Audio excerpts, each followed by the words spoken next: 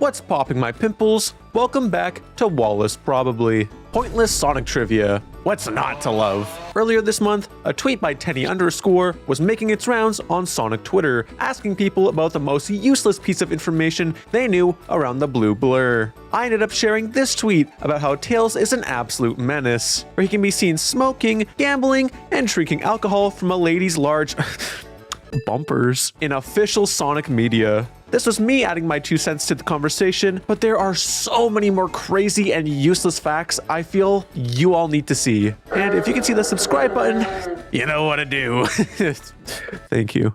Sorry I have to ruin it for you guys, but in the Sonic CD intro, this scene, some frames are misplaced. This feels illegal. Like, I shouldn't be seeing this corrected version. I know I should be hating the original now, and don't get me wrong, this has forever altered how I see that version, but man, I do kind of like the clunky one. Who am I kidding? I'm just lying to myself at this point. Fun Wallace lore. As a kid, I didn't understand the concept of like an opening animation, so I thought there was a whole Sonic CD cartoon that I just hadn't seen, and some kid in elementary school gaslit me into thinking he had a copy. Bless my young heart, but I was too gullible for my own good.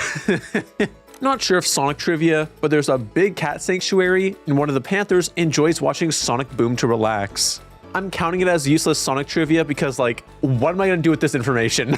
There's just some panther out there sitting in his cage watching Sonic cartoons. Like, this ain't fitting into any video essay. I mean, hey, at least it's a good Sonic cartoon. If that panther was watching Sonic Underground, they might have mysteriously died by the time this video was taken. Honestly though, they don't even seem to be enjoying the show. I kind of feel bad for the little fella. Like, I know it's an animal sanctuary and they're trying to protect these animals because some of them can't go out on their own anymore, but part of me is just thinking, you know, let nature take its course. If I was locked up and forced to watch Sonic cartoons all day, I'd be miserable too, man. Sega released an official Hatsune Miku cover of Live and Learn for Sonic's 20th anniversary as part of a collaboration album. It's where this official art comes from too. You know, I've seen this Miku artwork floating around for years, but I never knew the source until now, so thank you, Star Hatsune. Honestly, for the longest time, I just thought this was a piece of fan art from like DeviantArt or something. Artwork of humans in this 2D art style from around this time period always felt kind of uncanny to me, if I'm being honest. As for the cover itself, I'll be honest, I have never heard it, at least knowingly. I know of like a different collab between them back in the day where Miku debuted her Sonic outfit and that activated some neurons in young Wallace Brower's brain. Again, I'm sure I've heard it in passing, but I'll have to check it out just to make sure. Let me know in the comments if you're familiar with this cover or not. Also, as much as I like Miku, this is a Tedo household, so get this broad out of my face. In Black Knight's multiplayer mode, Amy has a unique designed hammer. If anything, this just bums me out that we never got like a Knight Amy or anything. This hammer is so raw with the Celtic patterns on the end and the wooden box kind of look on the inside for the body.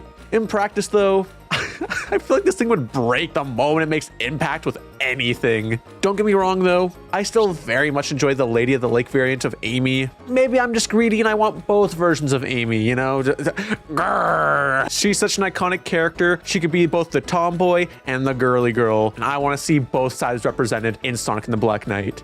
Thank you. Next useless fact. Since Shadow publicly declared that he sticks to a strict 20-step skincare routine and expects the same from his future partner, Sonic has been constantly trying to show off that he takes care of his skin too. Nah, Sonic's real for that. I remember talking to the VTuber Mari_en, the person who goes, OMG, hi everybody, on my main channel videos. She was telling me about her skincare routine, and after hearing that, I tried it out on my skin and noticed like a night and day difference. My advice to Sonic, and in turn, you dear viewer, wash your face twice a day. Do something in the morning like, you know, a foam wash, light moisturizer, and some sunscreen. Then in the evening, do a foam and liquid wash, followed by a heavier cream, perhaps a little salicylic acid every now and then for those pesky little blackheads that show up on your nose. And if you get gross, crusty lips, use the, was it Laneige lip sleeping mask? It's somewhere on screen. This changed the game for me. Seriously. Not sponsored, by the way. I mean, why would I be? I make Sonic videos.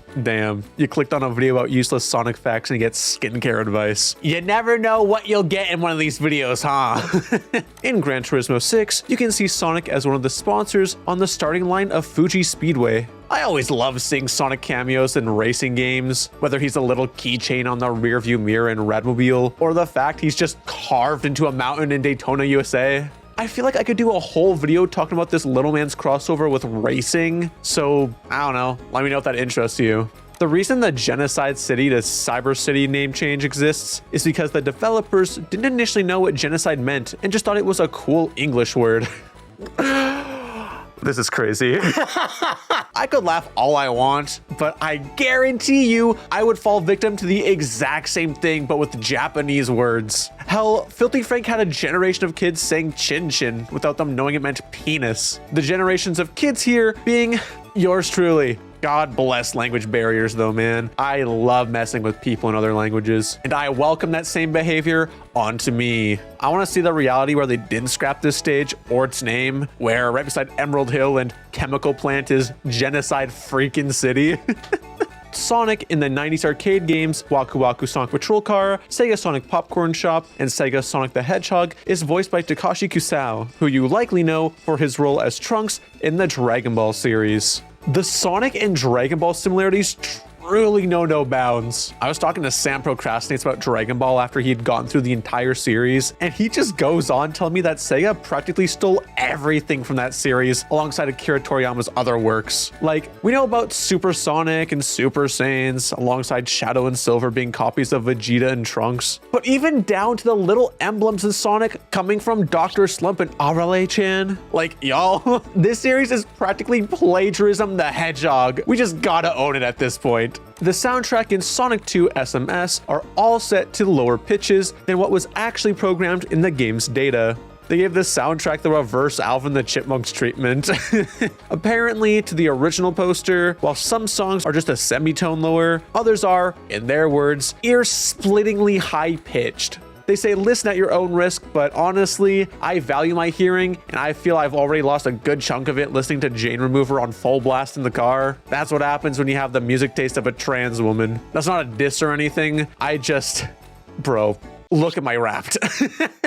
Anyways, protect your hearing, kids. Unless you only listen to AJR and Imagine Dragons, then full blast that sucker. Mario and Sonic at the 2010 Winter Games brings back the area Nocturne from Sonic Chronicles to use as the starting area for Dream Bobsled. To my knowledge, this is the only time Chronicles has been directly referenced outside of the original game. Of course, this fact comes from Mr. Lag, the Sonic Chronicles guy. I feel like this type of deep cut is what I would have loved to see in Sonic Racing Cross Worlds. Like, don't get me wrong, they do have a couple of deep cuts in there, like from Riders, but come on, Sega, give us some real obscure ones. If anything, Dr. Robotnik Ring Racers does an amazing job at this. They got levels based on the Sonic Popcorn Machine and a mall that was featured in a Sonic screensaver. That game is seriously one of the coolest ever, hence why I use it for background footage and videos like this.